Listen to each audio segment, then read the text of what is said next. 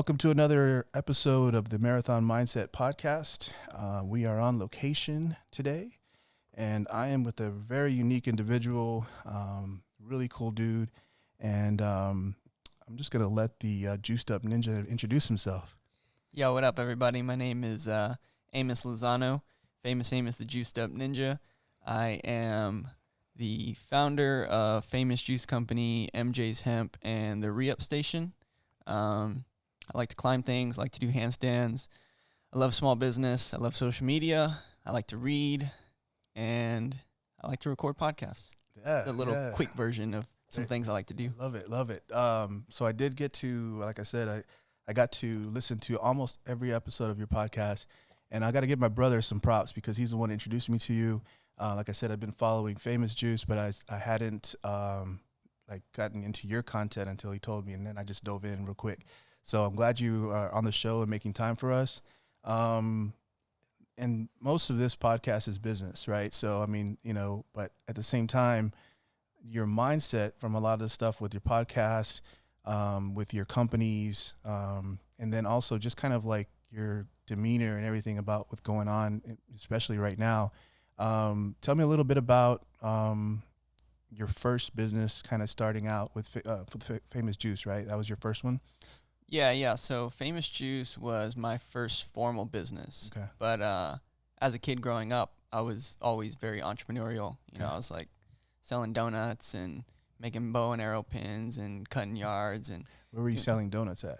On the street, like literally. My dad worked at H-E-B. He's a produce manager, and like some days he would come with out-of-date donuts. Okay. Like he'd bring me like a dozen donuts, and I'm like, I'm not going to eat all these donuts. I'll eat like one of them. Yeah. I'll take them outside to all my friends and sell them for $1. Yeah. Why not? Okay.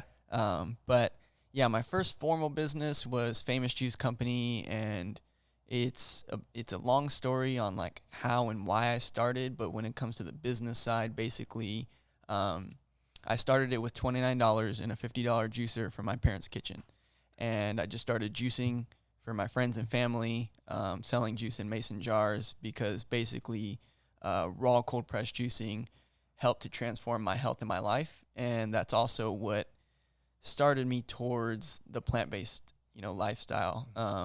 During that time when I first started Famous Juice, I was vegetarian for about 8 months, and then I went vegan later that year.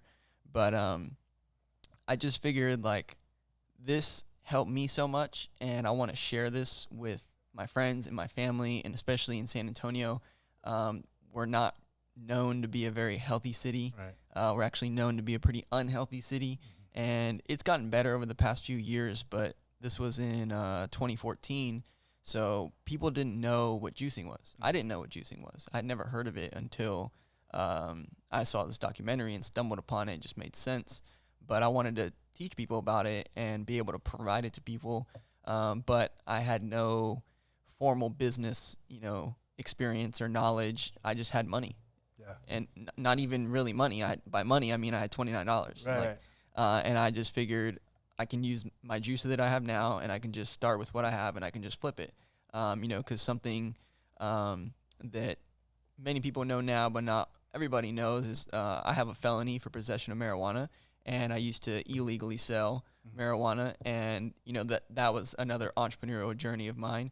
But I figured it's the same concept, right? Like I go to H-E-B and I get a bunch of greens, just like I used to go and get green from my dude, and then I process it and I turn it into juice. I break it down into 16-ounce jars, and then I sell it. Same thing, right? And I mark it up and I make a profit. So I just figured I'm going to take this $29 and I'm just going to turn it into 60 and turn the 60 into, 100 and 100 into 200 and just keep going from there. And that's what I did.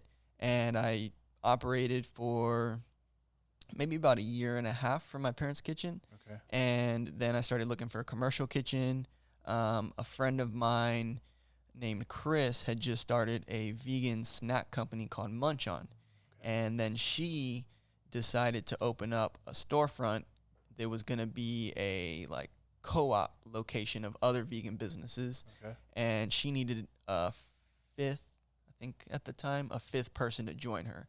And that was the Wetmore location. It was called Munch On and Beyond. Okay. And it just made sense, because I had a few different commercial kitchens on my radar. But what she had offered me was basically I was going to be paying the same rent, but it was also going to be a retail space. Whereas what I was going to be paying at these other kitchens, it was just a kitchen. Yeah. So it just made sense. Plus, it's my neighborhood, you know, where I grew up, where people know me. And that's when things really started taking off. I started selling out of a rock climbing gym called The District over here off Broadway. Okay. Things started really taking off. I rebranded 3 different times. You know, originally the company was called Famous Transformational Juicing. You know, it wasn't real sexy, didn't roll off the tongue. Yeah. A high school friend of mine, he hand drew me, you know, a logo, which was a really dope like piece of art, but it wasn't good for a logo. Okay. Then I decided to change the name to Famous Juice, change the logo then. And then a couple years later, I changed the logo again because I just felt like it wasn't quite right yet. And now it's the logo we have now. Okay. Yeah, it's a little bit about the start. Yeah. No, I love it, man. So very entrepreneurial, like from the get. And you're talking about juicing. So I told you I have some affinity to a lot of things that you like or that you're into. So I've done jiu-jitsu since 2008. Sweet. And like that lifestyle is very, be very healthy, very clean. And my instructor juices a lot, Nice. And so he kind of got me into it. And I remember like 2009, I'm eating like big old glasses of just carrot juice and different things like that, So that I have a little bit of background with that and just juicing my own juice, you know what I mean, and kind of doing that. And you talked about a plant-based lifestyle and it changing your life. So how did that happen? Yeah, so like a little background, I've been an athlete my entire life. I played football for 10 years here in Texas, from 7 to 17 years old. I've been tumbling, doing flips and handstands since I was 5 years old. Okay. It's something that I just always played with. My sister and my older brother were both cheerleaders. And so I grew up around watching them, flip and do all the different things they do. Yeah. And I kind of just taught myself. Then when I was 13, I became a cheerleader as well, did cheer for a year while I was also playing football. But after graduating high school, where football was basically my life, like my whole heart and everything that's my first love is what I tell people is the sport of football. And it taught me a lot.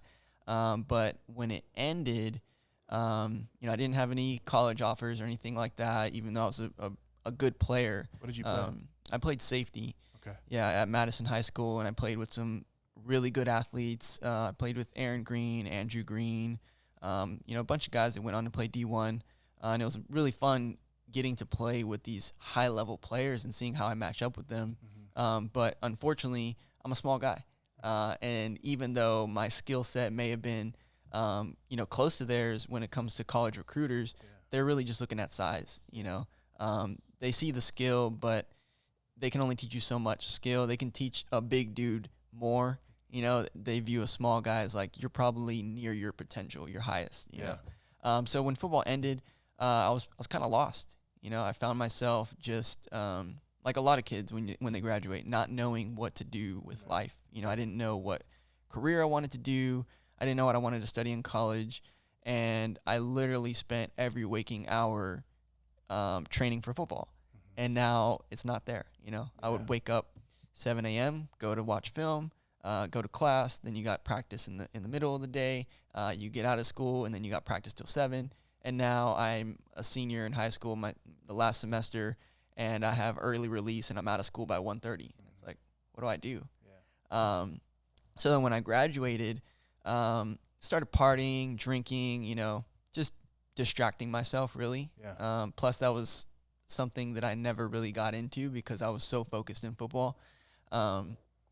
So then I just kind of attached myself to the nearest thing to football, relatable, which was like bodybuilding and weightlifting and weight training. Okay. So I started getting pretty heavy into bodybuilding, and I was, real big meat eater. Grew up here in San Antonio, Texas. Barbacoa and Big Red is like a staple here. Barbecuing every weekend. I had never even like heard of veganism or vegetarianism. I mean, I kind of heard of people not eating meat, and I didn't understand it. Right. I was like, why would you It's not? foreign to, It's like I didn't know. I wasn't educated, like many people in San Antonio. Sure. I wasn't educated on not even one reason why somebody would want to do that. You know, it didn't even make sense.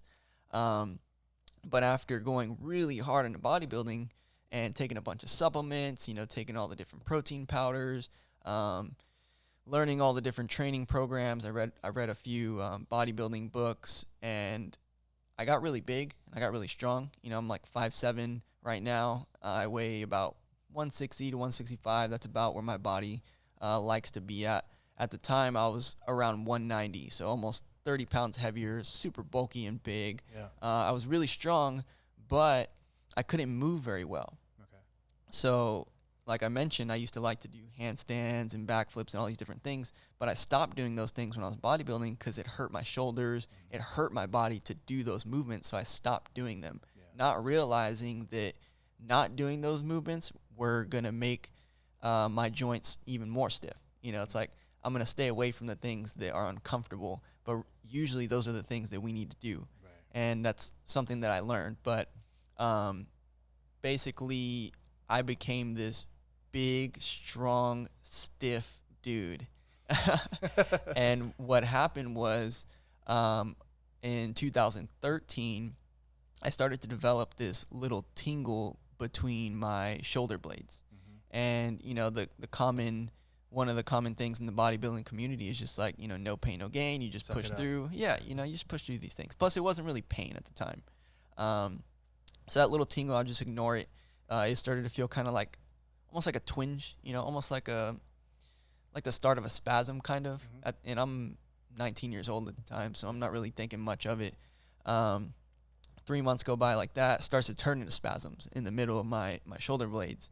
Then over the course of 2013, it went from between like my shoulder blades up into like my neck, into my shoulders, then down to my hips, into my legs. Wow. And basically my entire body, I started to have these twitches and spasms, and it used to result in tension headaches because my neck would get really tight. It would pull on my like temples, and I would get these really bad headaches. It made it really hard to focus. I had brain fog. It made it hard to sleep. I had like restless leg syndrome, and this experience literally halted my life. Yeah. I went to 5 different doctors during that year, and none of them knew what was wrong with me. They did all these different blood tests, tested me for rheumatoid arthritis. They tested me for fibromyalgia. They thought they were these different autoimmune diseases, but all the markers showed up negative. Yeah. So literally every doctor I went to was just like, we don't know what's wrong with you, so like come back in 3 months and we'll take more tests. And that was the hardest part about that experience, was the unknown part. Right. You know, like the experts don't know what's wrong with me. Yeah. So now what? Right. And they don't really, they give you some things to do. You know, I tried a bunch of different things. I tried, they prescribed me muscle relaxers, which helped for a little while, but I didn't really want to be on like drugs. Yeah, meds. I was aware of how they impact your body, you know, and I just didn't want to be on them. Yeah. I took them because they did help in the beginning, but maybe after 2 weeks, my body adapted and it stopped really helping. I tried massage therapy. I tried electrotherapy, physical therapy, ice baths, the sauna. I tried, you know, a bunch of different things, acupuncture. One doctor literally was like, I don't know what's wrong with you, but I'm going to prescribe you Xanax and let's see if that helps. And I'm like, dude, I'm not going to take Xanax. Like, just because you don't know what's wrong with me, you're just going to throw this at me just because I'm just going to be numb. Like, you're just going to numb me. That's what you're trying to do here. So I became pretty depressed in this time in my life. You know, I couldn't, in that whole year, I stopped working out and I stopped doing anything physical because any time that I would, it would flare up the spasms. Sure. Which was really, really difficult for me being an athlete and just being active. Yeah, and then not being able to be active. It felt like I was in a prison in my own body, and it was the hardest experience I think I've gone through, and not knowing what to do. Right. And so I pretty much like, before I skip over this part, the kind of final straw in all of that was I got arrested for possession of marijuana. And so during that year? Yeah. Okay. Towards the end of that year. Yeah. So now my health is not in a good place. I'm not in a good place financially, legally. Right. know what I was going to do with my career or my life, and I was just lost. So really on every aspect, mentally, physically, and spiritually, I was just broken. Mm-hmm. And but I needed that because it brought me closer to God, which also brought me to these different solutions. Mm-hmm. So I learned about one of the documentaries that I stumbled upon, because I would pretty much just lay in bed all day and kind of just sulk. That's a common thing that people who are depressed do. You just kind of lay in bed all day and watch Netflix. At the time, Netflix had this really cool feature, which I don't know why they did away with it, but it was called Ask Max. I don't know if you remember that. No, I don't. Where like you would ask Max and he would bring up these different options and you would pick, and then basically he would give you a recommendation. Okay. One of the recommendations was a movie called The Secret. Have you ever heard of it? No. Or The Law of Attraction? No. Super powerful stuff. Yeah. Basically, to sum it up, the law of attraction is that you attract what you think about most. So, basically our thoughts are frequencies, and we're constantly putting out a frequency. And what type of frequency are you putting out? Right. Are you putting out bad, negative, depressing thoughts? Or are you putting out positive, abundance thoughts? That's a very simplistic version of it. Okay. And I was thinking, this makes sense. I've been thinking really negatively about my life and about the situation. Like, what do I have to lose but to just try to think positive? Right. So I saw that, and then shortly after that, he recommended the Max character or whatever recommended that I watch Fat, Sick, and Nearly Dead, which was a documentary about juicing. Okay. And basically, you follow along this guy who's like 100 pounds overweight. He has diabetes. He has an autoimmune disease, and he goes on a green juice fast, and he juices 100% fruits and vegetables. And in this documentary, he's able to reverse his diabetes, reverse his autoimmune disease, lose about 100 pounds, and just transform his life. Mm-hmm. And so when I saw that, I just thought to myself, this makes sense. Mm-hmm. It's fruits and vegetables in a liquefied form, so it's easy for your body to absorb. I've tried all these other things. What do I have to lose but to try this juicing thing? Right. So basically a week after I saw that, I went on Craigslist, bought a $50 used juicer, and I tried a 3-day juice fast. And in that 3 days, the symptoms significantly reduced, and I was able to sleep better. I had more mental clarity, and I was like, okay, this feels good. Yeah, I feel really good, and I haven't felt like this in a while. Maybe there's something to this, but also there was still some doubt, where it was like, well, maybe it's like the muscle relaxers where they help for a week or two and then kind of wore off. And I was like, I don't know. We'll see. Mm-hmm. So about a week after the 3-day juice fast, I did a 7-day juice fast. And by this time, it's about December 2013. Okay.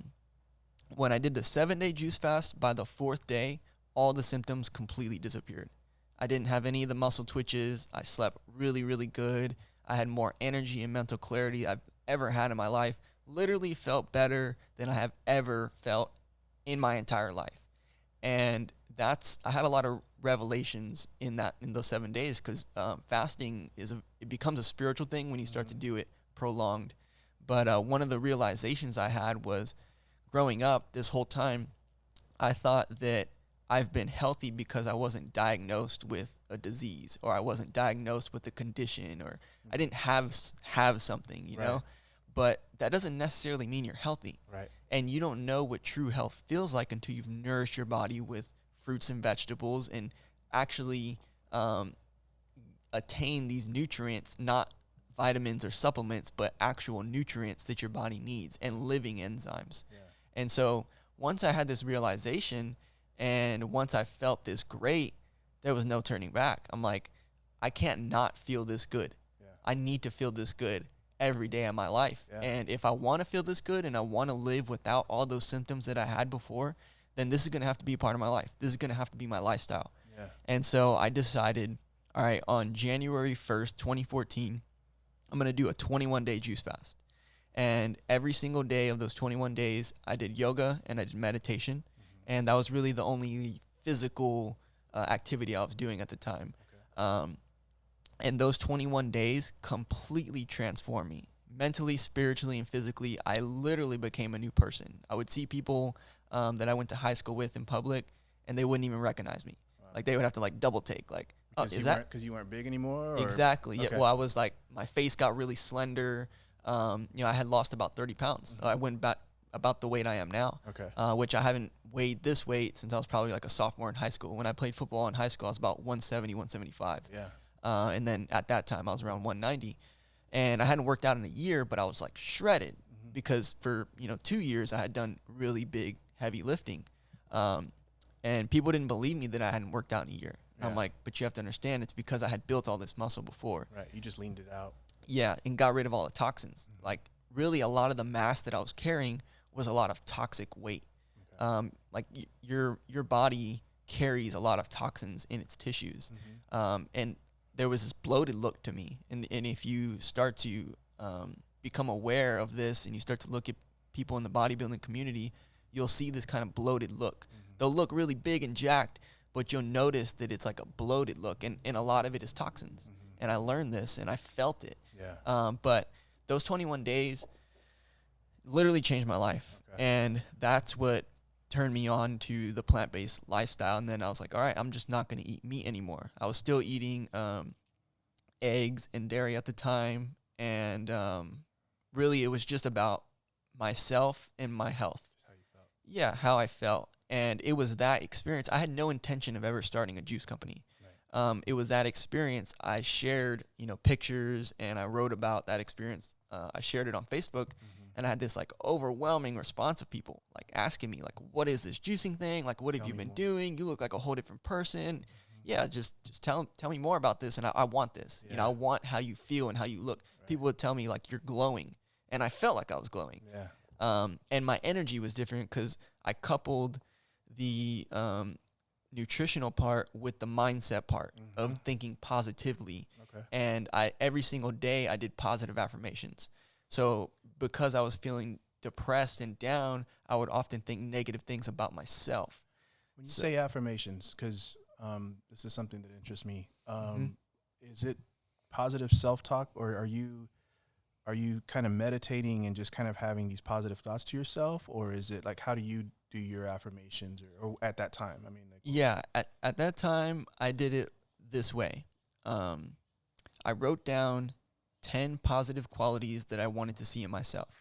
Okay. And then with those 10 qualities, every day I would say, let's say, I'll pick one of them, like confidence, right? Because I wasn't feeling very confident in myself. So I would say, I am confident. I am. I am a great leader. I am. I am healthy. I am. I am relaxing. I am. I am in control of my life. I am.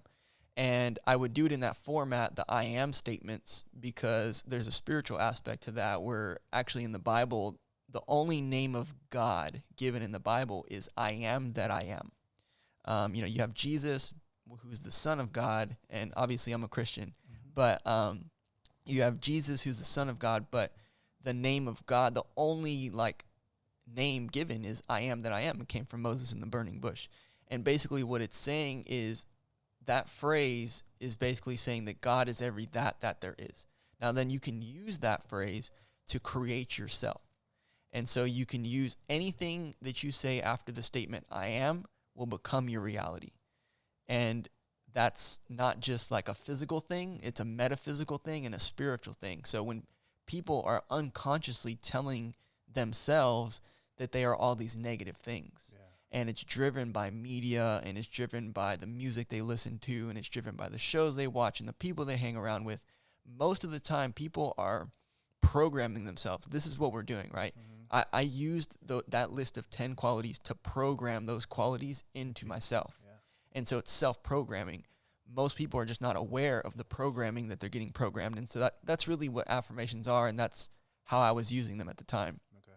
So coupling that mindset with the diet and the nutrition, that's why when people would see me or be around me, they're like, you're a completely different person. Like, not just physically. Right. I can feel it. You have a different vibe. Energy, yeah. Yeah, especially because the guy that I was before, I was a hurt person inside.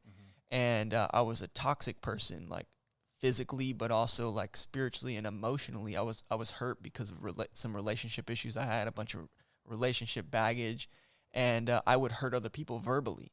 I was a dick. And like it was the truth to me at the time. Yeah. That was my affirmation to myself. I accepted that I was an asshole. People think I'm that, and I'm just gonna be that. Mm-hmm. And for a while, I lived that. Yeah. But I realized in that journey that like I don't want to be that anymore. Right. And I can decide to be something different. And that was part of what those affirmations were to change me. Okay. And so people started calling me, messaging me, and I had literally a new person coming over to my house every day for about a month and a half to learn about juicing. And it was in that time when it finally clicked. The entrepreneur in me was like, yo, like there's a demand here. Yeah. And I was like, oh yeah, like I could start making these people juice. Yeah. And I could start making them juice fasts. And I can start changing people's lives the way that I've changed people's lives. So whenever I would make somebody a juice fast, it wasn't just juicing. I would also tell them about the affirmations. I would also tell them about the way that they've been programmed. Their mindset right now is programmed negatively without them even knowing it. Right. So let's be aware and conscious of your programming, and let's start to intentionally program yourself positively. Right. So yeah. With the intention. Yeah. Because I think that's the biggest part is we walk through life sometimes and we're like, just, it's so funny because one of your podcasts, you were talking about kind of like just how this pandemic and how things are right now and how it's influencing our minds and different things. And I thought, this is so true because it's what we choose to, how we choose to be intentional with how we come out of this, right? And the mindset part is huge, and I think that is very fascinating. That you kind of self-taught yourself that through all the struggle that you went through, there was this click, right? Like it hit you, and then you decided, I need to change my life completely. So you talked about the juice, and then when did you start going completely vegan? Yeah, so like I mentioned, I was vegetarian for about 8 months. Later in 2014, it was December 2014 when I went vegan. That's a short answer. Okay. And so you've been completely vegan ever since then? Yep. Okay. Yeah, so it's been about going on 6 years. Yeah. And where you have the juice company, you have this. It's now the re-up station, or is that something that's within the re-up station? Yeah, so Famous Juice Company is operating within the re-up station. Tell us a little bit about the re-up station. Yeah, so the re-up station was basically an opportunity that just kind of sprang up. Mm-hmm. Opportunities just, pop up in life, and when the entrepreneur in me sees them, I kind of just hop on them. Okay. Sometimes things are premeditated and pre-planned, like with my hemp company, Mm-hmm. but other times with like Famous Juice, it just something that happens. Yeah. So really, sustainability is one of my personal core values.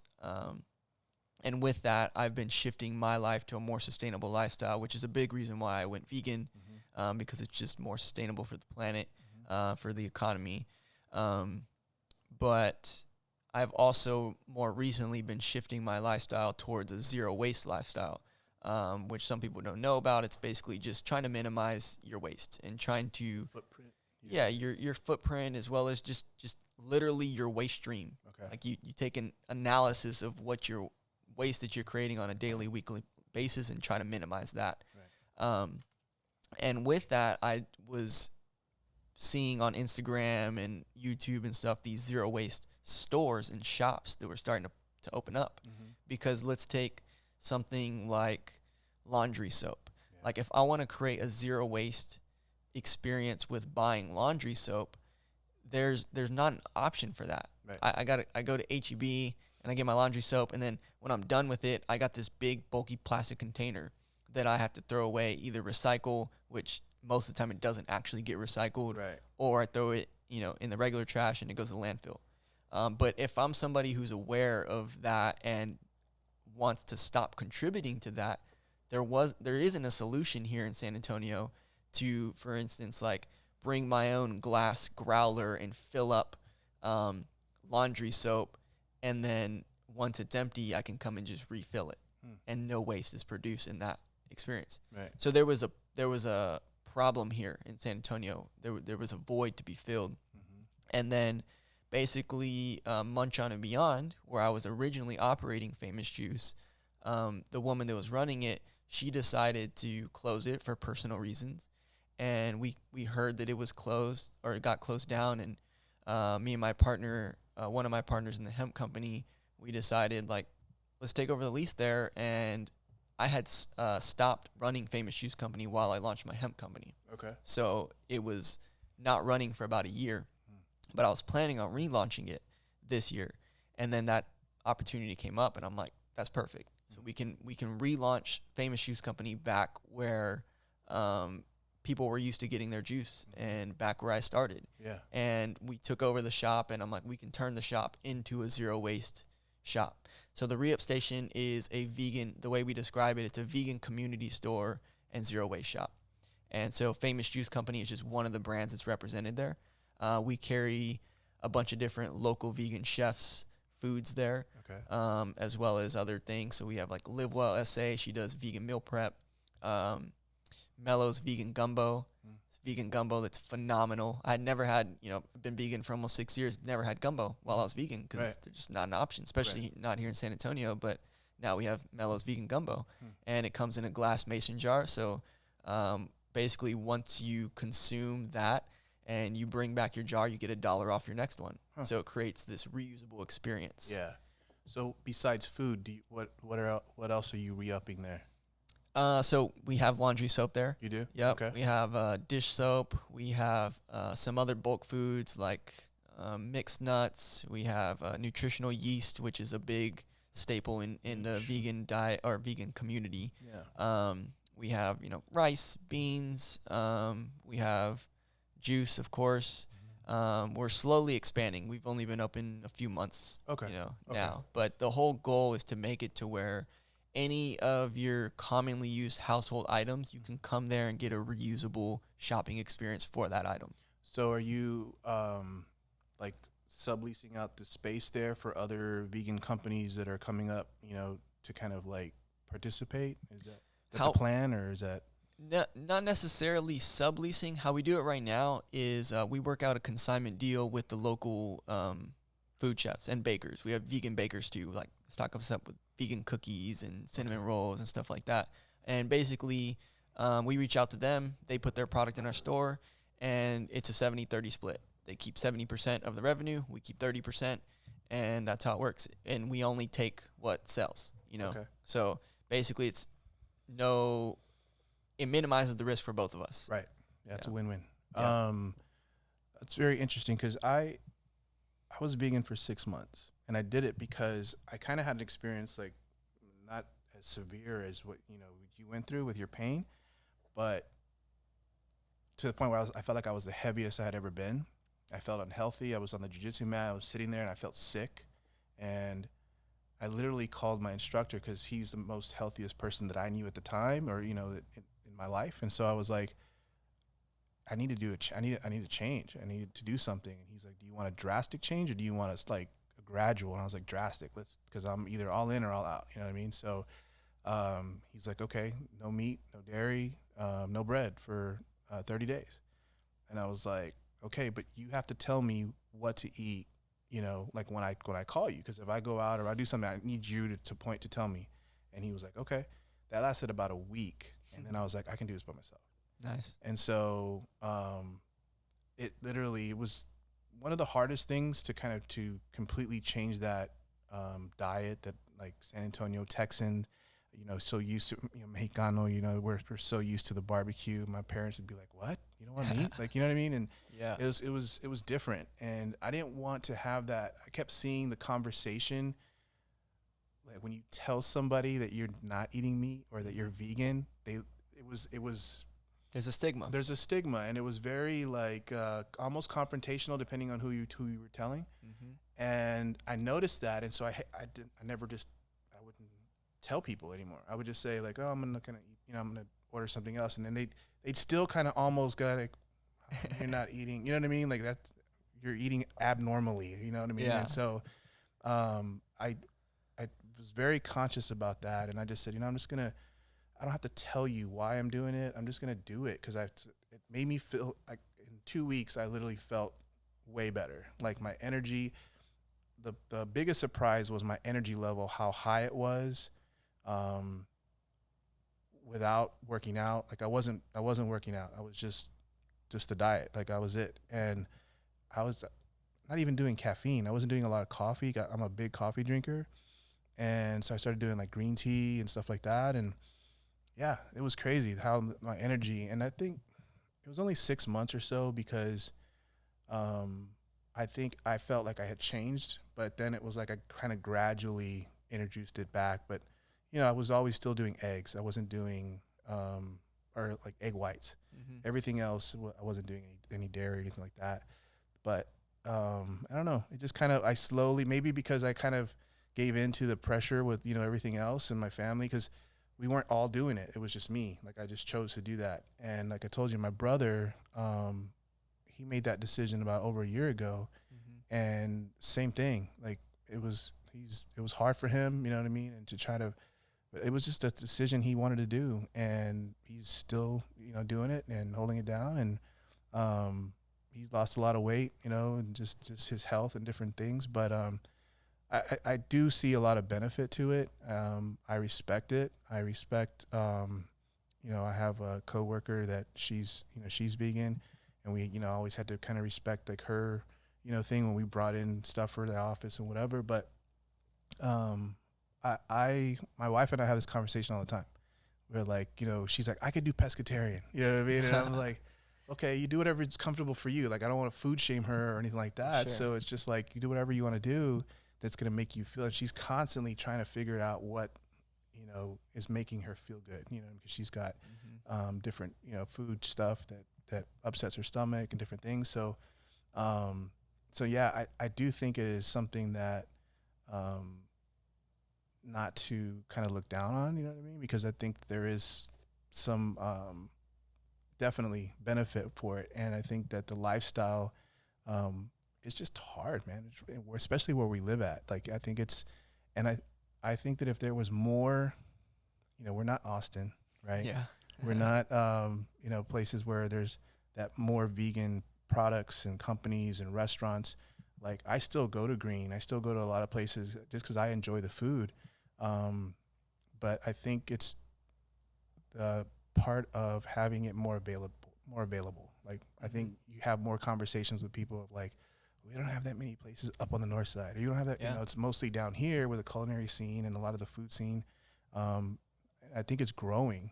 Oh, yeah. It's huge. I mean, especially with downtown, all the areas down there, the Pearl. But the food scene here is changing so dramatically. It's crazy. It really is. So tell us a little bit more about your movement. You know, you talk about your I heard you talk about parkour. Mm-hmm. So, and you were on American Ninja Warrior. Yeah. How long ago was that? So that was in 2017 when they actually came to San Antonio. Ninja Warrior shot episode here. Right, and that was downtown, right? Yeah, right in front of the courthouse. Yeah. How did you do? Not as well as I could have. Really? Yeah. Why do you think that is? It's funny because, you know, one of the things you've been mentioning to me is I guess you were saying you kind of like admire my mindset and that sort of thing. And honestly, it was my mindset because, like I've mentioned, I've been doing these tumbling and climbing and handstands my whole life. Mm-hmm. And I started rock climbing and doing parkour in late 2014 or 2015. Mm-hmm. Shortly after I did the juice fast and kind of transformed my health. Yeah. I started getting into, I guess you can call it alternative modes of fitness. Mm-hmm. You know, I call it movement. Okay. That's what it is. Yeah. But it's basically what we call fitness now is not really fitness, in my opinion. What do you mean? So, for instance, like I was explaining how like I was this big, bulky, strong bodybuilder, but I couldn't move. Mm-hmm. And the definition of fitness is being able to survive in your environment. And if I can't, let's say, because of my lack of overhead mobility, because of how big and bulky my shoulders are, if I can't climb over a wall, right, then I'm not fit. just being able to push something heavy off of my chest doesn't make me fit. Being able to move efficiently through my environment, that's fitness in my opinion. Now, obviously people have different opinions. Sure. But basically I think it's what's important is getting back to the roots of fundamental movement, and most human beings get away from it for a variety of reasons. But these fundamental movements like rolling and hanging and crawling and swinging and running, these are just basic movements that most humans should be able to do, and most humans can't. It's kind of crazy. And squatting is another one. It's like a fish that can't swim. It's like a monkey that can't climb. It's like you should be able to rest in a squat position and be comfortable and just hang out there. And most cannot because their hips are so tight.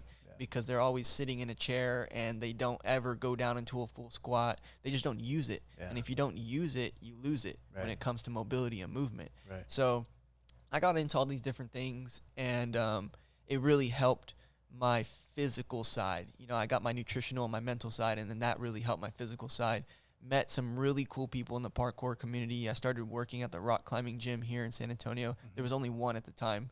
And meeting those group of people really helped as well get me into a new lifestyle. But I met one guy in particular. His name was Josh Grant, and he now lives in Austin. He started and runs a super epic ninja parkour gym called the Jungle Movement Academy. And Josh had been a parkour coach and trainer for a few years. He had competed on American Ninja Warrior, I think 3 seasons when I met him. And he's the one that formally showed me parkour. I kind of always did parkour growing up, but I just didn't know what I was doing. You know, I didn't know that parkour was a thing, and I didn't know that the movements and things that I was doing was called parkour. But then he showed me the formal movements, formal techniques, and of course I picked it up really quickly because of my background. And he's like, dude, like, you picked this up really cool. Like, you want to come to this open gym at this gymnastics gym that I also work at? I'm like, yeah. So I go over there and I start picking up more stuff, and he was the one that kind of put it in my mind to, like, you should try out for Ninja Warrior. Like, I've been on, 3 seasons, and I went to finals, and I'm like, what? I've been on Ninja Warrior 3 times? Like, it was kind of mind-blowing because he's a hell of an athlete. But I feel I'm not too far from his level. And I'm like, so you went to finals, and you competed on Ninja Warrior? Like, that means I could do that. So he's the one that kind of influenced me to submit, because the way it works with Ninja Warrior is anybody can submit to be on Ninja Warrior. What do you submit? You submit an application and a video. And there's a certain like window time that it opens up. And basically you submit, and then you either get a call or you don't. That's how it works. So when I got the call to be on, it was like, oh, sweet. Like, I'm going to be on Ninja Warrior. But then there was also this secondary thought, like, I should probably start training more Ninja Warrior style, because I mostly just do parkour, tumbling, and calisthenics. And I've been to the ninja gym a few times, and I've done the obstacles, and I can do them, and it's fun. But a lot of, like, the people that compete in Ninja Warrior, it's an entire sport. And these people specialize in Ninja Warrior in obstacle training. And they do there's local competitions that happen almost every month, year round. And they're in the local competitions. They're in Dallas. They're in Houston. They're doing all the different ones, even in other states. I've never been in a ninja competition before. So now I'm like, okay, I need to, like, train Ninja Warrior specifically. I'm going to compete in Ninja Warrior. So I started training a lot more. I started training with him. But the day of Ninja Warrior, it's a crazy experience, because it's an NBC show. Just the production and everything. Dude, the production is on another level. So I don't know if it still is, but at the time, Ninja Warrior was their top grossing show. So we're talking multi-million-dollar level production, and it's a crazy set. Being on set there, it's just being on set is an experience in itself. So the day of, just being there, it's like, it's crazy. It's overwhelming, all the lights and the cameras, and it's very, very different than doing the obstacles in the gym. But the other really challenging thing about it is, at the time, I think they're changing this now, but at the time, they filmed it overnight. So filming starts around 10 p.m. So that late? We're running all the way till about 5 a.m., 6 a.m., until the sun comes up. So I ran the course at 3 a.m. So crazy. I'm not used to competing Yeah. and performing at 3 a.m. Right. And then on top of that, you got to be there at about 9 p.m. So I'm there for just hours. You know, we're just there waiting. And they had a crowd and everything during all that time too? Yeah, so the way it works is every ninja kind of has their own crowd. Yeah. So each ninja that comes up on the course, they'll clear the stands for the last ninja, and then they'll like fill it with the next ninjas, like fans.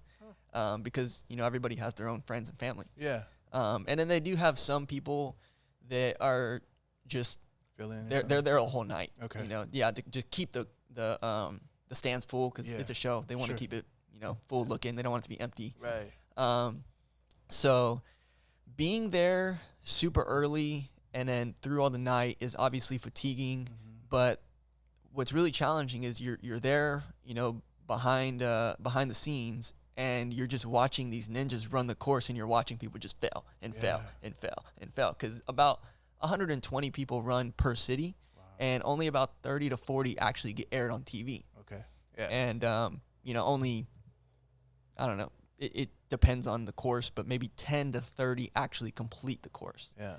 And so you're just watching these people fail over and over and over. And then everybody's behind, like, talking about, like, oh, you know, we should do this obstacle this way, or you should try it this way or that way, and everybody's talking about the different techniques, you know. Okay. And so I had a game plan in my mind, you know. Yeah. But then you start second guessing, like maybe I should do it that way, maybe I should change this or tweak that. So that, and then I also had this, which I've never experienced in my life. You know, I played football here. Texas football it's a big deal here. You know, we play in front of 6,000-7,000 people sometimes, and never had any kind of performance anxiety. But also I was super confident in football because, you know, I put in the work.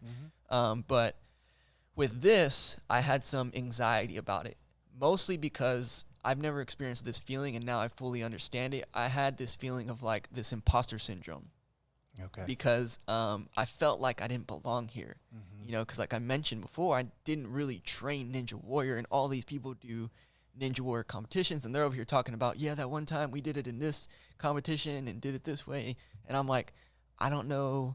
I never competed before. I've never done this sport in a competition environment. This is my first competition environment. And it was on the big stage. You know, it's like going to the Super Bowl and like, that's your first game. Right. It's like, it was crazy. So I felt like I didn't belong there, and I started second guessing myself. And I think ultimately I defeated myself before it even began. Got it. Because of my mindset. Yeah. And then really the I guess nail in the coffin was like, I'm about to run the course. There's 3 people that run in front of me, and all 3 of them fell on the first obstacle. Yeah.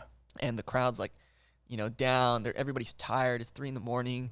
It's very low energy on the set. Yeah. And one of the producers is like, hey, so you know, the crowd's kind of down right now. It's kind of low energy, and are you going to do anything on stage to kind of like get people excited, get people up? And I'm like, you know, this is the producers. They're trying to produce a show. Sure. Yeah. So I'm like, I mean, I guess I could do a backflip up there. She's like, you do a backflip on stage? And I'm like, yeah, I could do that. Like, it's not a big deal. I've been doing backflips my whole life. Yeah. So I'm like, yeah. She's like, okay. She's like, gets on her mic. She's like, he's going to do a backflip up there and like all this shit. And I'm like, all right, you know, that's cool. And then I changed my game plan. Literally, this is like 3 to 4 minutes before I'm going to run the course. Yeah. I had a plan to take it nice and easy, you know, take each move and each obstacle at my own pace, and just break it down and just break it down smart, you know, which is how I do things normally. That's me when I'm operating, you know, within myself. Right. But I decided, you know what, like they want a show, like I'll put on a show. Let me attack the course, you know, and make it a bit flashy, and I changed my game plan. Yeah. And basically I didn't perform who I was. Yeah. I started operating out of my character. And that's why I didn't perform the way Amos can perform. Yeah. And even, you know, my brother, he's like, yeah, like you look like it wasn't really like you up there. You're like, you know, trying to get the crowd hyped, and like I've never been that kind of guy. Yeah. And so it's just completely out of my character. And so then I had a bunch of little things happen. I'm like walking up the stairs to the start, and I like trip on a stair, which is just a little mental blunder. You know, it's like, okay, tripped on a stair, whatever, just forget it. Good. And then I attacked the course. You know, I was going to just do like They're called the quad steps. Okay. That's like the first one where you just go side to side. Yeah.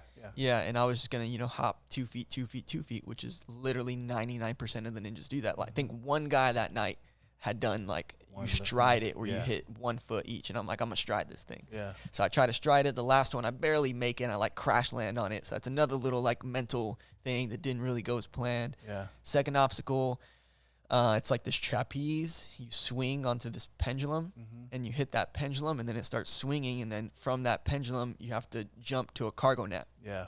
But if you wait too long, that pendulum will lose its momentum, and you won't have enough momentum to get to the net. Yeah. So one of the big things a lot of people were failing on that particular obstacle was they weren't getting enough momentum on the trapeze to even get to the pendulum. Yeah. I'm really good at trapeze, though. Like, I've done trapeze many times in my life, so I know how to create momentum with my body that way. So I went and made a really big swing. On the back swing, there's a platform that you're standing on when you start, and I hit my knee on it, swinging forward. And so then that slowed my momentum. So I'm like, all right, I need to create more momentum. Then I hit the pendulum really high, which made it not have as much momentum from the get-go. Then I slid down. Then I hesitated to jump. And then, I jumped for the net and just barely touched with my fingers and then fell in the water. But all of this was just like, it pissed me off. It pissed me off when I got off the course because I can complete every single one of these obstacles. Sure. I can do it. And even the people that know me, they're like, dude, like, you can crush this course. And I'm like, I know. Yeah. But I operated out of my character. It took me a couple of weeks to, like, analyze it all. Like, why did this result happen? When, like, in the gym, this is nothing. Yeah. But you add all these factors. You add the lights and the cameras and the way I was. Really, it wasn't so much the lights and the cameras that freaked me out. It was just an added thing.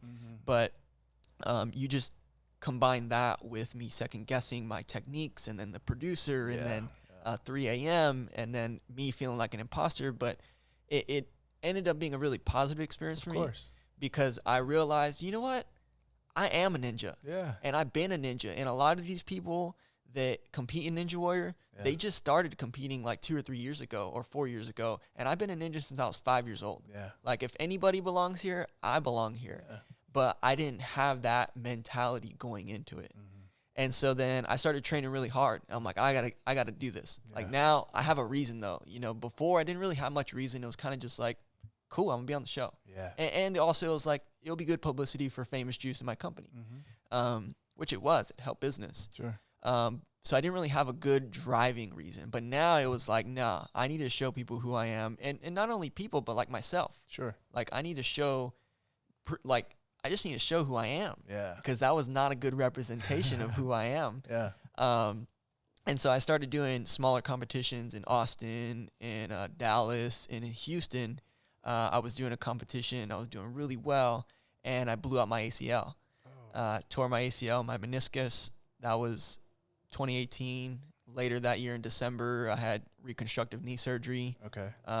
ACL recovery is 12 to 18 months, depending on, different factors. So I didn't get to compete that next season. Got busy with business, and I've yet to submit another application, but I have every intention to. Cool, man. Yeah. That's awesome. I just lost my train of thought. But yeah, no, just that whole, you should have like a camera crew following you around, bro. I mean, just with everything that you're involved with. I mean, we haven't even got into MJ's. I know. Yeah, I mean, because that for me, there's this I don't know, CBD thing, like craze, or the it's popular, but then Texas is. I'm not very familiar with the laws and everything else, but I know Texas is one of the last states we haven't legalized marijuana, right? So, but I know I had a friend that moved to Oklahoma. They're starting something out there. I know some people in Colorado, but it's like, what's the scene here like in Texas? What are you doing with MJ's? What is that? Tell us a little bit about that. Yeah, for sure. So here in Texas, earlier this year, they legalized industrial hemp. So we can cultivate industrial hemp here, and I'll get into what that is, the differences. Yeah. So basically, we have cannabis, which is a plant.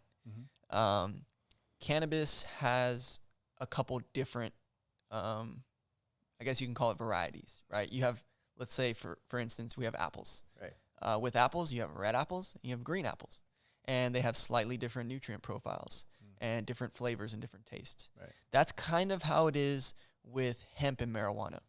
That's a very, very simplified form. Okay. But basically, hemp is traditionally the industrial side of the plant.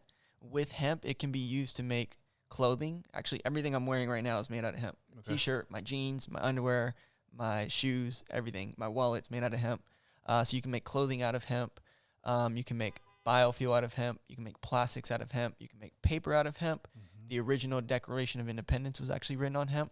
The very first book to be printed on the Gutenberg press was a Bible printed on hemp paper. So hemp has a very deep history in American culture. Mm-hmm. And really the reason why cannabis is legal is because industrial hemp is such a useful plant. It really has not much to do with marijuana being a dangerous drug. Mm-hmm. That's just what they used to slander the plant in order to make it illegal, in order to protect these other industries. So basically, big oil, the big petroleum companies and the big paper companies, it was mostly them that conspired against the plant in the 1920s to make it illegal because it threatened their industries. And it's a far more sustainable crop. It's so much better for the soil. It actually removes toxins and heavy metals and even radioactive waste from the soil. They've done studies in Chernobyl with hemp. Wow. It's amazing. So basically here in Texas, we have legalized hemp now. We actually do have a medical marijuana law here. People don't know about it because it's the most restrictive medical marijuana law in the country. Okay. And it's actually only for, it's so weird because it's a medical marijuana bill, but it's only for CBD derived from marijuana. So you can derive CBD, which is one of the non-psychoactive cannabinoids in the plant. You can extract that from hemp, or you can extract it from marijuana. Now, the difference between hemp and marijuana is just really one thing, and it's THC content. So according to the federal government now, the difference between hemp and marijuana is 0.3% THC. Anything that tests under 0.3% THC is considered industrial hemp or a hemp product. Okay. Anything that tests above that is considered marijuana, and it's illegal to possess, cultivate, process unless you're in a state that has passed a recreational or medical law. So that's a little bit about. So so growers, how do they manage the amount of THC? Genetics. Okay. Mostly genetics and timing. Okay. But like I mentioned with the apples, right? Like I can get seed that's gonna, when I grow this tree, it's gonna be a green apple tree, or I can get a seed that's gonna be a red apple tree. Okay. So they just basically, over the years, they've had to crossbreed different breeds of cannabis to breed out the THC, because naturally cannabis doesn't have the high levels of THC that we see these days. Over the past 30 years or so, breeders have been breeding marijuana to have extremely high THC. There was kind of like this race to like the highest THC levels.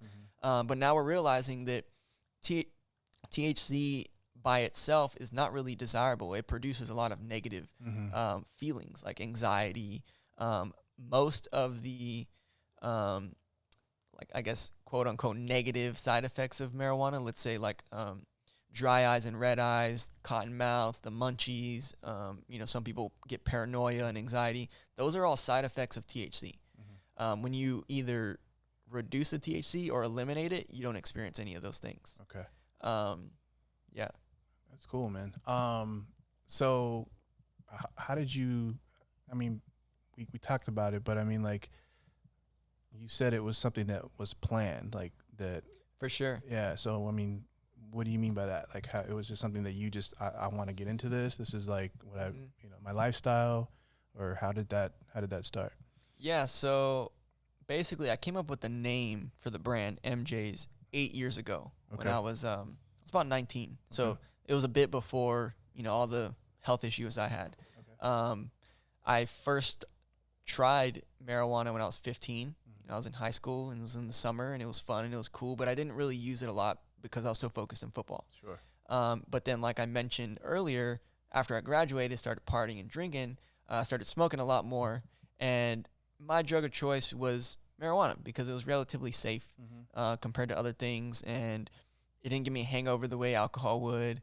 But every time that I would use it, I would feel really guilty, and I would feel that stigma again. Yeah, another stigmatized lifestyle, you know, and I would feel like a criminal.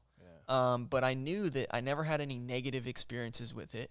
I like personally, as well as just like with my friends, we only ever had good times with it. Sure. I never felt bad on it. But I didn't really know enough about it. And on one hand, I had all the stigmas that I was raised with coming from my coaches and my parents and my teachers and my authority figures in my life growing up as a kid, that this plant was dangerous, that it was addictive, that it will leave you homeless, that it'll make you lazy, just all the stigmas. Gateway drug. Yeah, gateway drug, just everything that the plant has attached to it, which has been disintegrating recently, which is really good. But I had all that weighing on me. But then on the other hand, I had these stoner friends of mine telling me, like, you can make clothing out of it, and it has all these medical uses, and it's a really good thing, and they're just lying to us. And I didn't, I'm 18, 19 years old at the time. Like, I don't know who to believe. Now, luckily, the timing just worked out to where I had started community college at Lakeview here in San Antonio, and I took a philosophy course. And to this day, the best teacher I ever had was this philosophy teacher. His name was Dr. Sadler, and I always refer to him because he was a major turning point in my life where he taught me how to think for myself. Yeah. And so after going through his class and him kind of awakening me to the idea that I've just been listening to other people and relying on them to tell me what's true and what's not. Right. And it doesn't necessarily mean that because somebody's my authority figure that what they say is true. Right. So I decided, you know what? Why am I relying on my friends or my parents or my coaches to tell me what's true about this plant? Let me go figure it out for myself. Yeah. So I had about an hour and a half break in my classes in that semester, and I would go to the library and out to the computer lab, and I would just study cannabis. Okay. How, why, when, who made cannabis illegal? All the stigmas, all the rumors about it, like it kills brain cells supposedly, right? Where did that come from? Right. Where's the study that shows that? Right. And when was it done? And who funded it? Right. And people say it has these medical uses. Where does that come from? Where are the studies that show that? And when did that start? And why are people saying that? Right. They say you can make clothing out of it. What's that about? Where did this plant come from, and how did it become so polarized? And I started researching, and never in my life had I ever heard of hemp. Most people had. Well, now people have. Yeah. But this is in 2012. Okay. Almost 2013. Nobody's heard of hemp back then. And I discovered hemp. And I discovered that this country was literally built on industrial hemp. That in 1607, when Great Britain came here, they came here with barrels and barrels full of hemp seed. Because part of the reason why they came here was to find more land to cultivate hemp on, because Britain had a massive navy. They had a very powerful navy, and that navy was dependent upon industrial hemp for their ropes and their sails. And almost all the ropes and sails before the mid-1800s were made out of industrial hemp fibers. Wow. So you can use the fibers to create it's one of the strongest fibers, potentially the strongest fiber known to man. The oldest known artifact is a piece of Chinese hemp cloth. It's like 7,000 years old. That's the oldest artifact we have in human possession. Wow. It's a piece of hemp. It's crazy. So I started to learn this history of hemp. And when they established the original 13 colonies, if you own land here, you were required to grow hemp by law and send it back to Great Britain. Okay. And you could pay your taxes in hemp.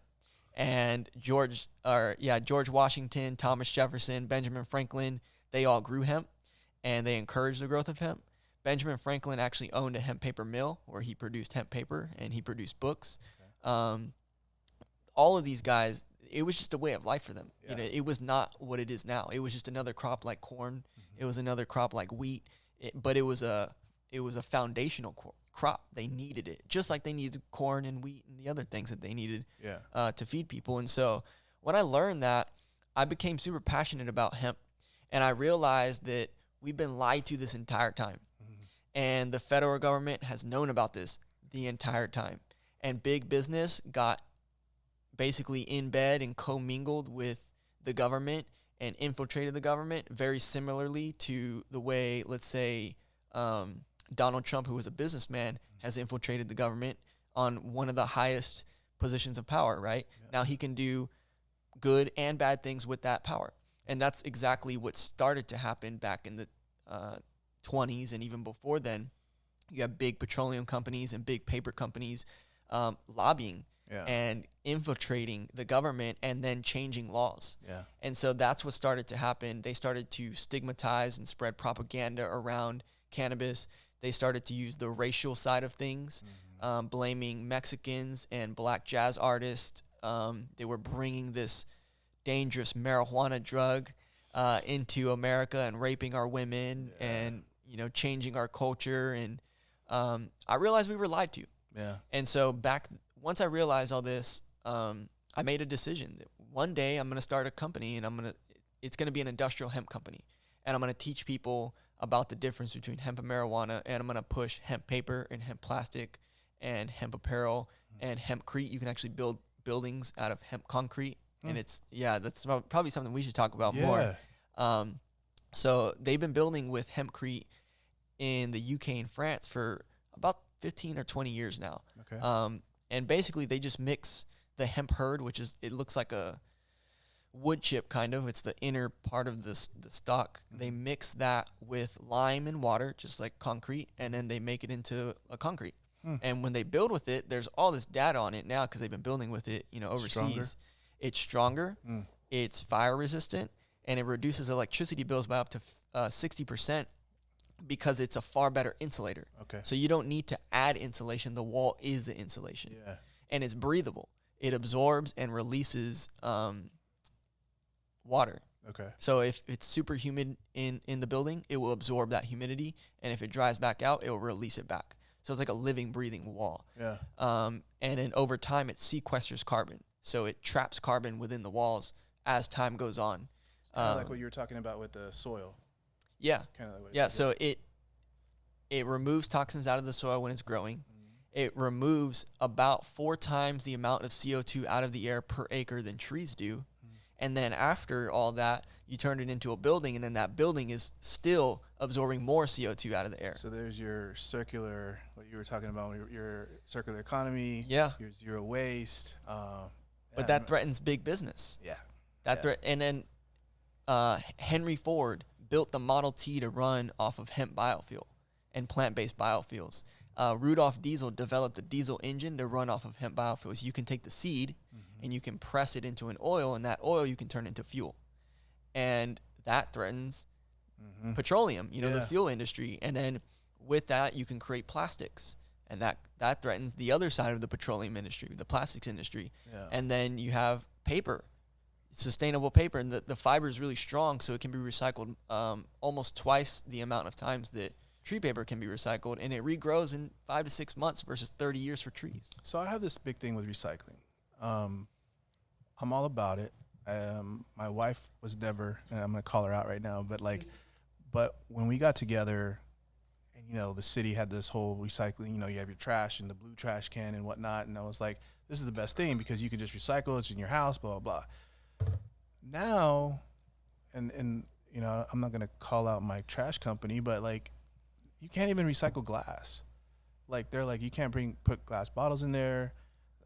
You talked about the plastic bags on your podcast, and they don't want that in there. It's all these different things, and I'm like, well, how do we recycle this stuff then? You know what I mean? And it's like, going back to availability of, or education, or places to take this stuff, because I want to recycle my waste, and at the same time, you're like, but they're telling us no. You know what I mean? And so I have this inner fight with myself, because I'm like, well, shit, I'm just going to put my glass in the trash can. And they didn't think our trash comes every Tuesday. And so just Tuesday, they had left some plastic bags that were from the salt for the water softener. And so they're like, oh, no, we can't take those. And I'm like, it's plastic. Like, it's like, but they're like, yeah, it's a plastic bag. And I'm like, it's not the same type of plastic bag. So, you know what I mean? There's all these little things. And I don't know. That's my inner fight with what's going on. And like, I do want to recycle. I do think it's important. I think it's important that a lot of, I love the because I listened to your zero waste podcast, and you talked about how it's very hard to be zero, but it's to get there, just the intention of your what you do with your waste and the thought of what you're purchasing, like all of that goes into making it better. And if everybody did that, then yeah, we would change things, right? So, I mean, where do you think that we need to go, or what do you think that needs to happen, and from a city aspect and to, you know, just to change, you know what I mean? Because recycling's been around for a long time. Like, when I first got into real estate, they had the green designation, right, to be a green realtor, to learn about LED, you know, LEED building and all these different things. And I literally was like, I'm going to become the green realtor. Like, I'm going to have a website. I went all in with like the whole researching and like getting the certification and whatnot. And then big business said, oh yeah, this is a thing. And so there was only like one little small designation at the time. This was like 2006, 2007. And then the National Association of Realtors said, oh no, that one doesn't matter. This is the one that matters. It's ours. And you have to do this one. And I'm like, I already spent $400 on this thing over here. I'm not going to go and spend another $500 to do yours. So I kind of let it go. Yeah. But what I noticed is it's not as big as it kind of the buzzword of green. Like that's kind of, that buzzword kind of died down a little bit. So do you feel like that with kind of the zero waste mentality and kind of the circular economy you were talking about? Yeah. So, I mean, to sum it up, recycling is not the answer. Right. The reason why it's not the answer is because of what you're saying. Right. Because at the end of the day, recycling is a business, and people don't realize that. I didn't realize that. So the reason why the city is saying we don't want, you know, these different types of materials is because it's not profitable for them to sort and then resell. So if it's not profitable, then that means it's costing them. And if it's costing them, then that means it's cutting into their profit, or potentially it's a loss. Right. It's costing them more to recycle it than they are making, which from a business standpoint doesn't make sense. It's not sustainable from a financial standpoint. So they want materials that have a demand at the end of life. And those materials are, unfortunately, it's a very small percentage of what we actually have in our waste streams. So glass used to get highly recycled, and it should be. But the problem with glass is attaining it on mass scale and it not breaking. Like, eventually it's got to get broken and melted and turned in, but like when it breaks into a bunch of different shards and a bunch of different things, it makes it really difficult to sort. And then you have different colored kinds of glass, and you have to sort those different colors. So it's very difficult. And then you have things like black plastics. Black plastics don't get recycled at all because the types of machinery that they use in the sorting process uses infrared light, and infrared light doesn't bounce off of black.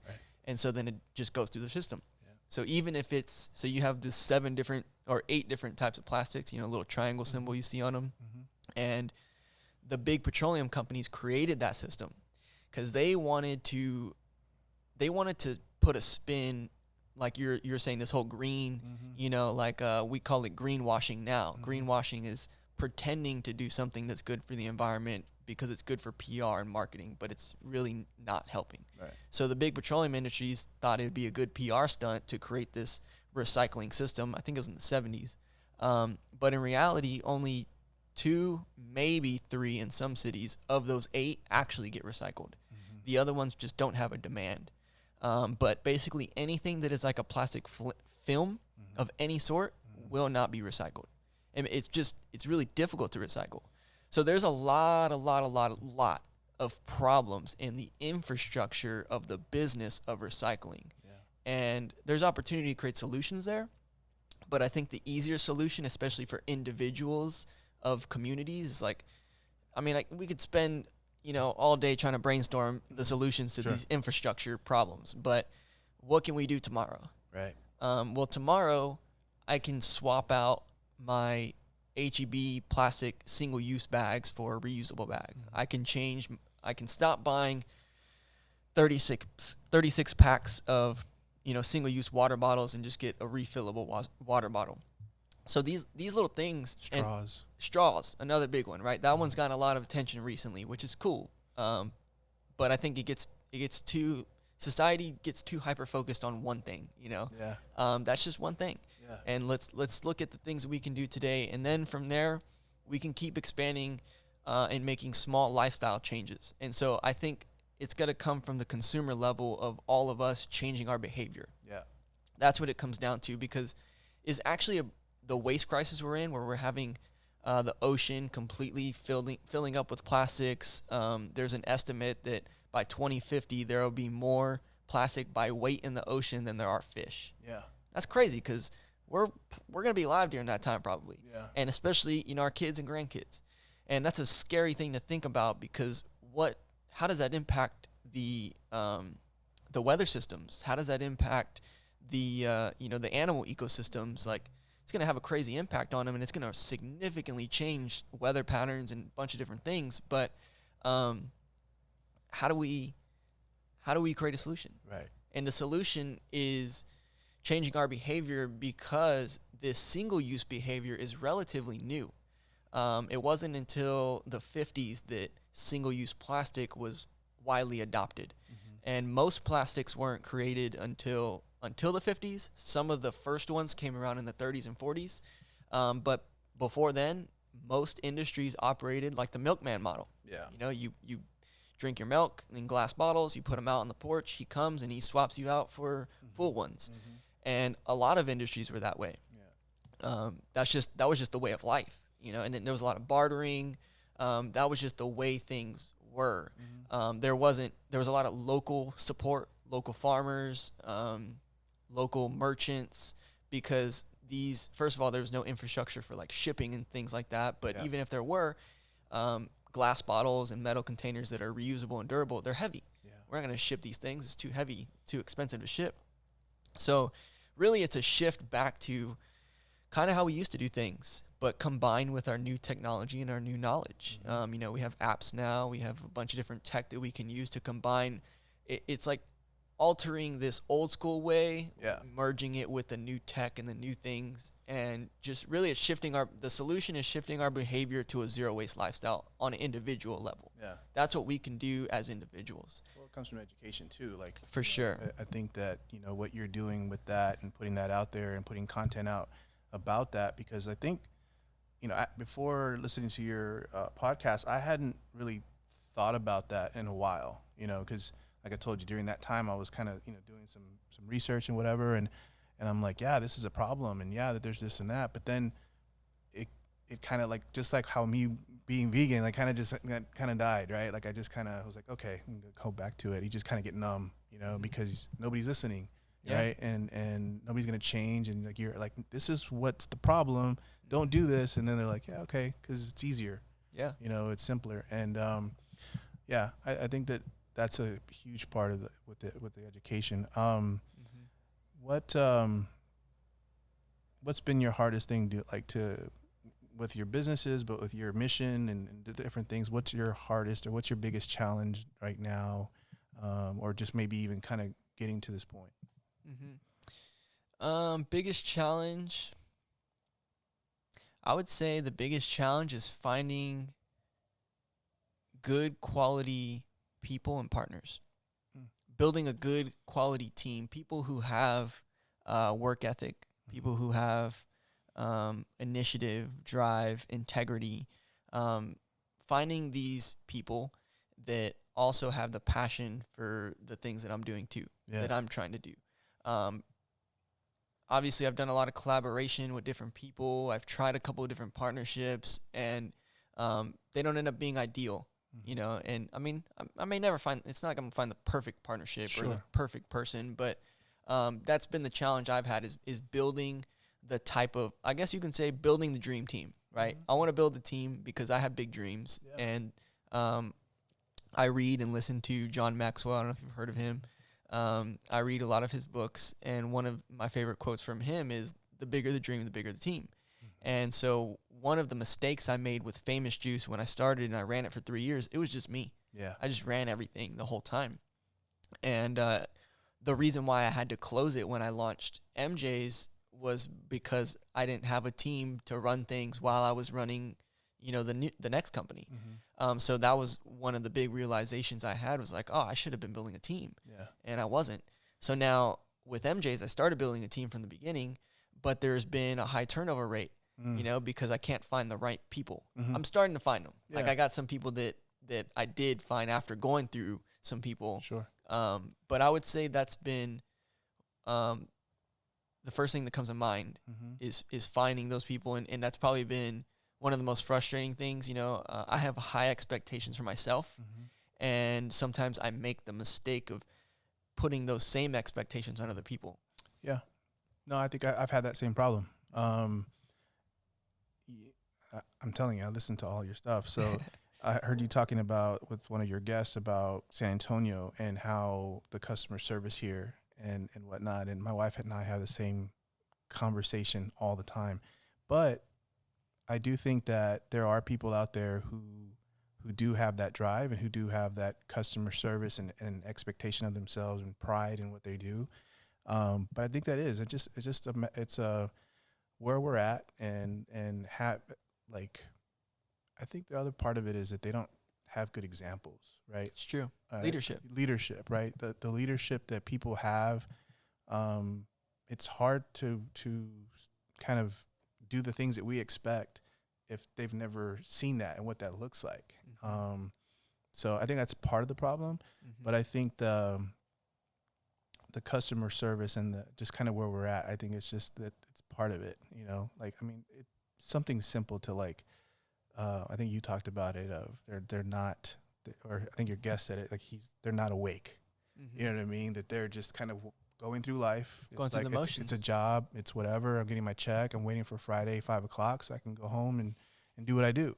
But yeah, I think it's a mindset, man. It is. It all comes down to that. It comes down to that pride in what you do, whatever it is, you know what I mean? And so building the dream team. So you're close to that. You think you're on the right track with that? I think it's on track. Yeah. Cool. It's on track. It's just finding quality people and doing things like this, collaborating on podcasts, meeting other people. Networking is really big for me. Like meeting people and getting into the community and seeing who's doing what and how they're doing it. Yeah.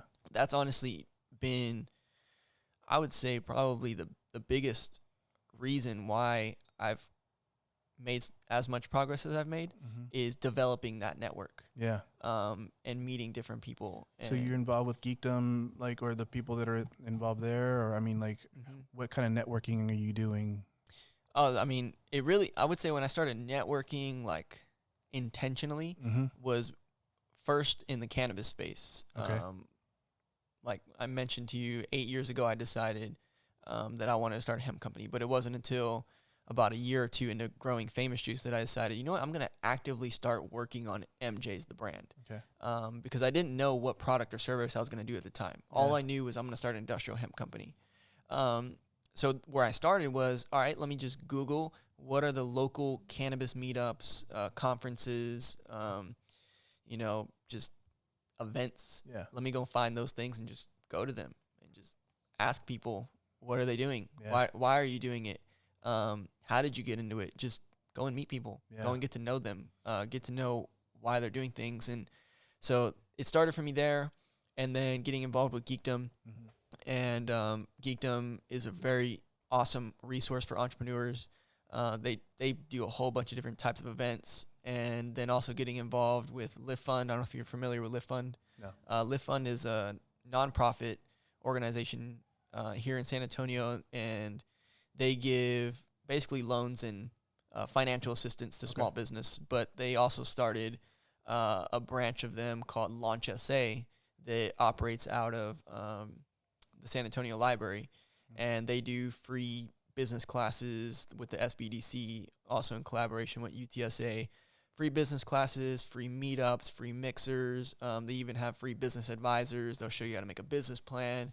They'll show you how to create an LLC. They'll teach you the ins and outs of business. Yeah.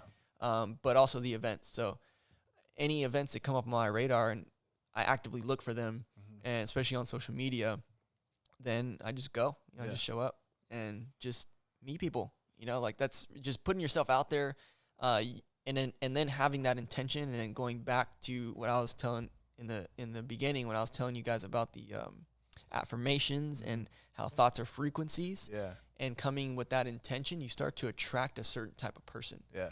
And when you go out there with the intention of that, then you start to just meet people that are like-minded and like you, and there becomes a synergy that you can feel. Yeah. I mean, it's very similar to how we met. Yeah. I'm a firm believer that everything happens for a reason, and you happen to tune into a certain frequency that matched a certain frequency that I'm putting out, and then now we're here. Yeah. Obviously, there's a lot of like physical things that happen in between, but there's a metaphysical reason why this all happened. Yeah. So that's really what it is for me. Is just going out there, and I'm actually, people are surprised when I tell them, but growing up, I was a really shy kid, and I'm actually like an introvert, and I'm like, I would overthink, and I'd be self-conscious, and I wouldn't want to go and talk to people, and I speak in front of people now, and I would never want to do that before, and never even fathom doing that. But I realized actually what you said earlier was a lot of these people, the reason why they don't have some of these traits that I'm looking for is because they lacked leadership.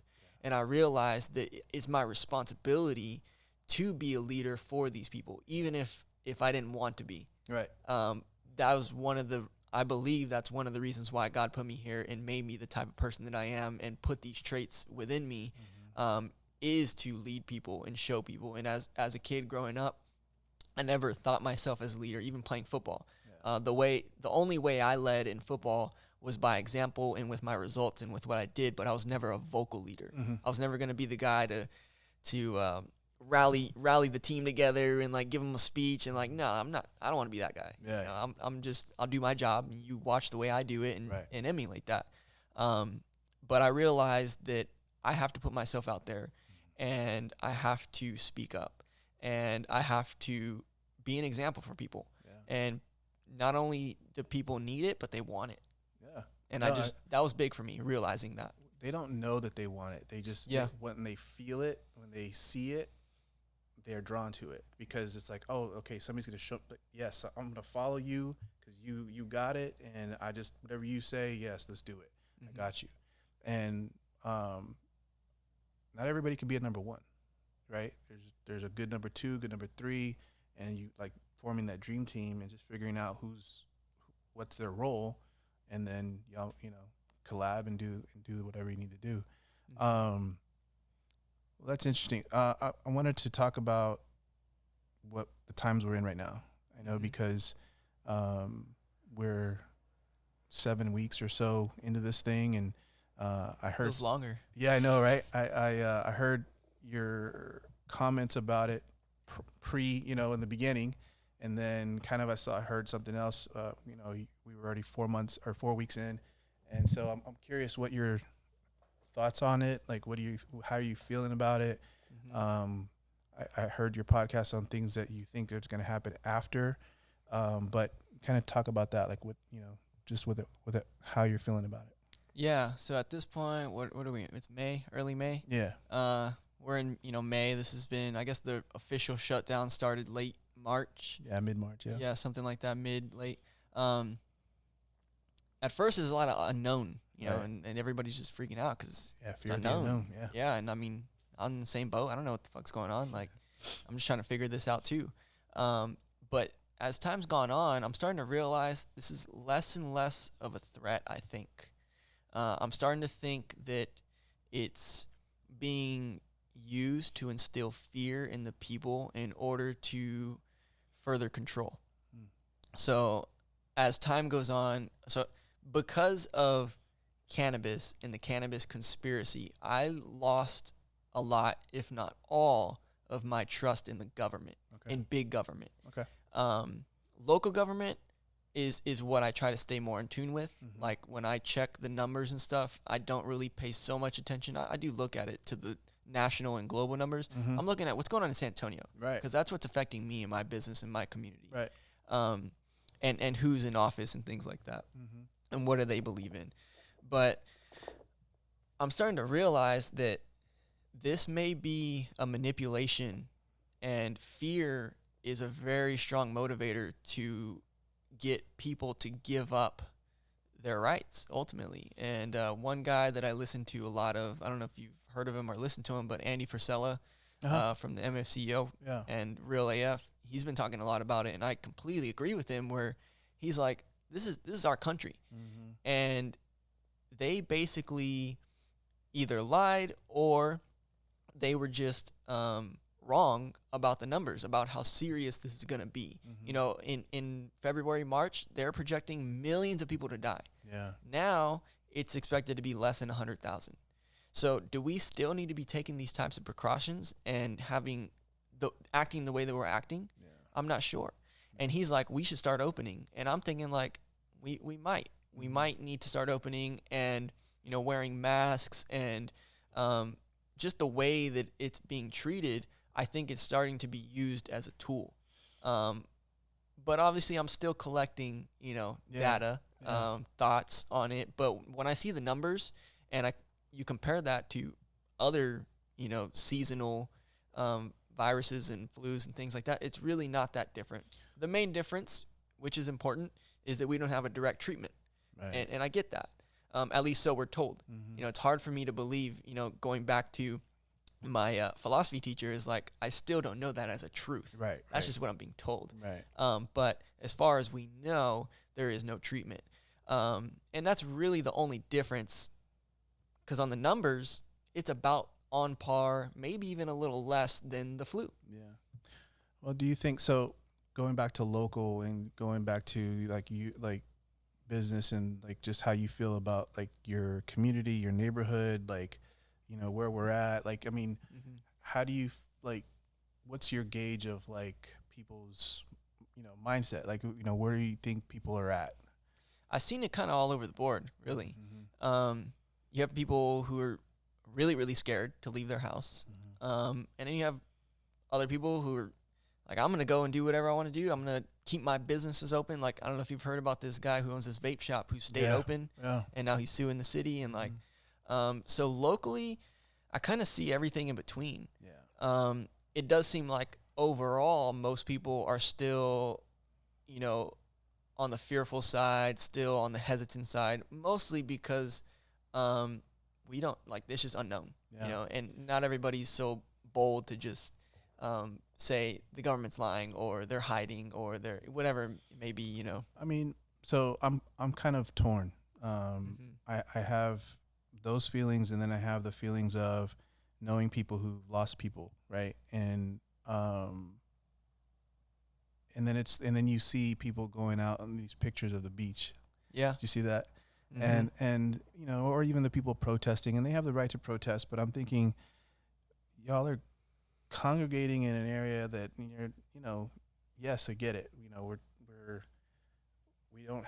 we're being told something, but at the same time, it's like you talked about natural selection. But my brother, I talked to him the other day, where I called it Darwinism. You know what I mean? It was just the same thing, but I was just like it's being smart, right? Like, I mean, we're gonna take precautions. Yes, we're sitting here, but we're not, you know, like hanging out and, you know, hugging each other and everything else. But at the same time, like, I just think that people just need to be smart and just, you know, take the precautions.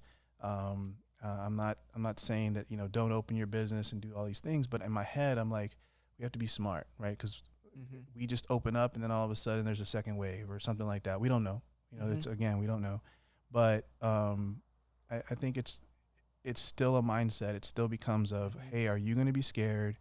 Are you going to be, you know, smart about it? But at the same time, are you just going to, like you said, lock yourself in your house and never do anything? Like if you're sustainable, you know, sustainable on your stuff, with your stuff and your business, and you can do that, great. but some people can't. Like, you know what I mean? They lost their jobs, they're furloughed, whatever. I just think that it becomes, how do we adapt?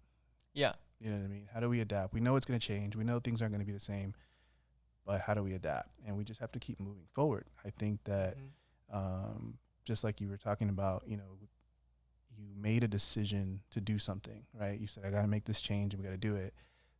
I think people who lost their job or who are in this position where it's like, what do I do?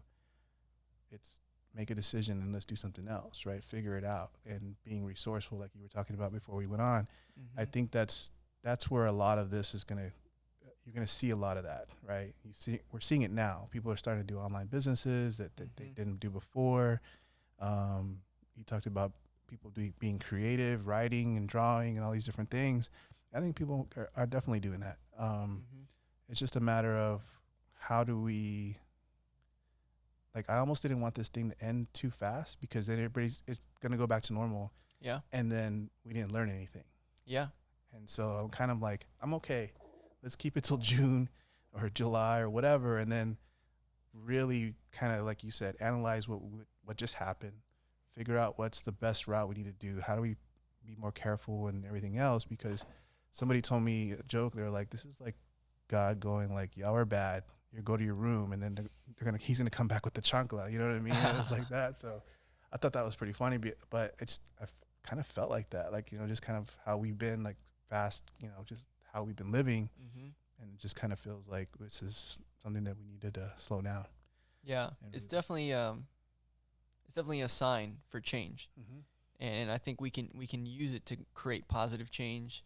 I guess what I'm concerned about is that because a lot of people are not living consciously and intentionally, that the powers that be, the elites, big government, whatever you want to call it, that they're going to change things for their benefit, not necessarily for the benefit of society. And that's probably just the influence of Sure.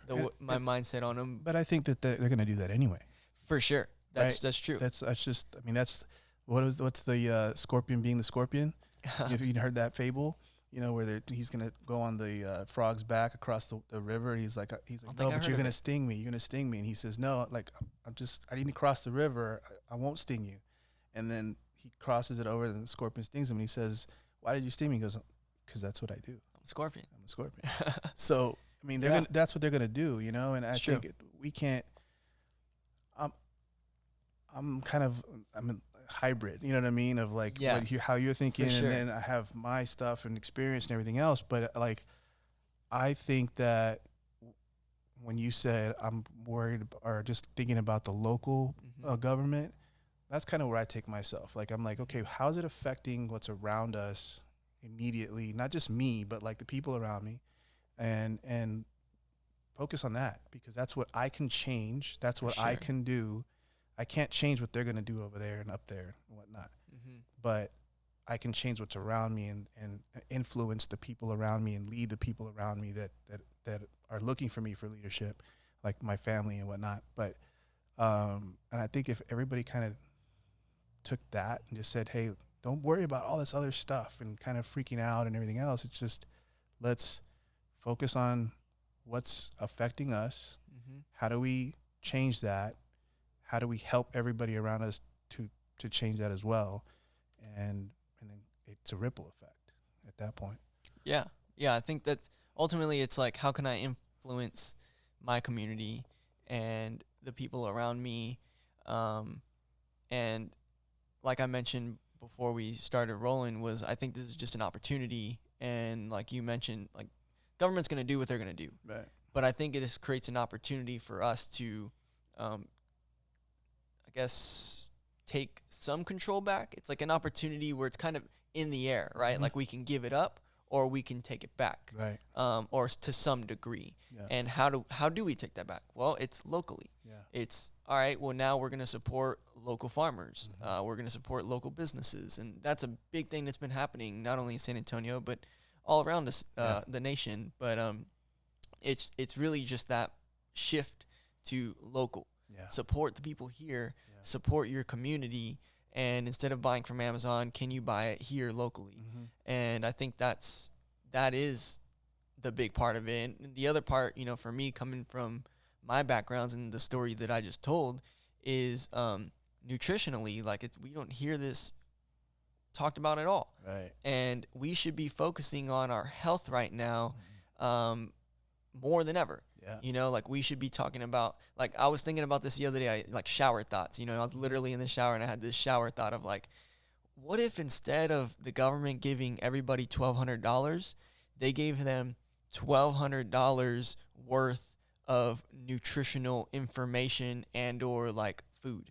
Like they gave them like vitamin C supplements and vitamin D, because that's been shown to help boost your immune system and fight the virus as well as other viruses. And they gave you like they gave you some kind of course from a nutritionist that taught you about how to boost your immune system.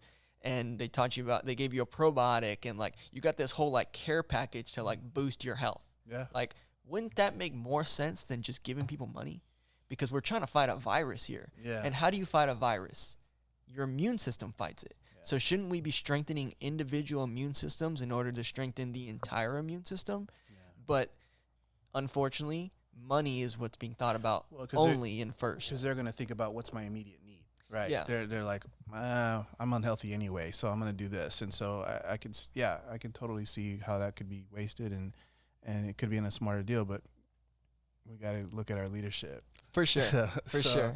But it's just like a thought, you know, it's like, I want like just the idea of like investing into the health of the people and not like the medical health. I'm talking about like nutritional health. Sure. Which, like, just real quick, when I went to those 5 doctors that I was talking about earlier, not a single one of them ever asked me, not even once, about my diet. Not once. Yeah. I could have been drinking 2 gallons of soda every single day, and they never asked. Right. It's crazy. When I went for one checkup because I was on meds. I was on cholesterol meds before I went vegan, and I went to the dentist.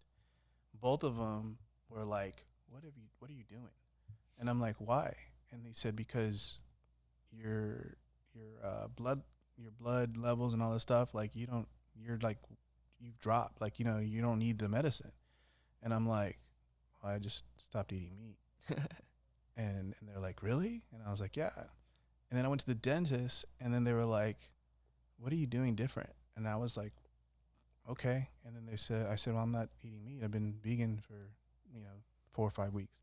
And they're like, "Your teeth are like really, just little things like that." And I was like, that's so crazy in a short amount of time, and then I saw a documentary where they said, in 7 days you could feel it and feel the changes, and you can take blood work, and in a week you can see the difference. And I just thought, that's crazy, man. Like that is powerful stuff. Man, we've gone an hour and 42 minutes. Yeah. We've broken my record, which is cool. I'm totally cool. I knew it was going to be a long one just because you have so many. I know. I got a lot going on. Like I said, man. And I'm super glad I got to meet you. I'm super glad we got to sit down and talk. And I am looking forward to just kind of like seeing where you take all this stuff. And I definitely want to keep, in touch and network with you and because I think that you're doing some really cool stuff with your businesses, but just within your community and how you're thinking about things intentionally. And I think it's really cool, man. And my daughter thinks you're really cool because you've been on American Ninja Warrior.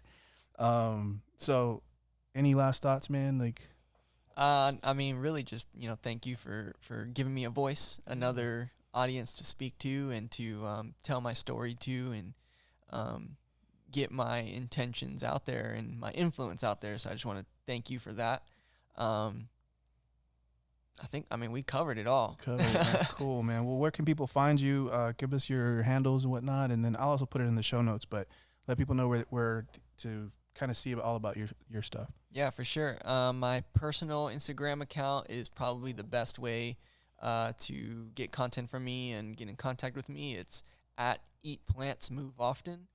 My business pages is at famousjuice.co for the juice company.